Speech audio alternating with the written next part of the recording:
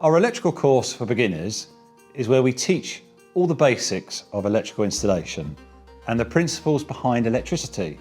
We will show you how to wire sockets and lights, covering a wide range of wiring scenarios.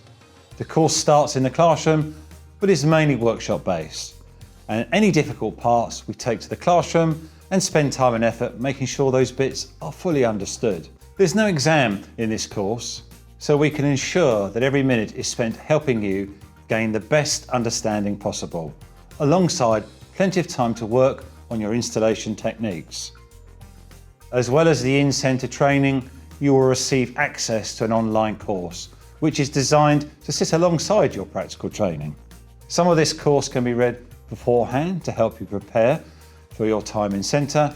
However, the majority of the online content is to be completed afterwards to help consolidate the skills and knowledge learnt in the classroom and workshop.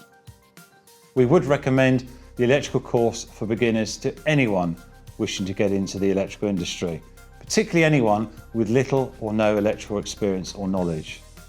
For more information, please refer to our course page or give us a call so we can answer any further questions you may have.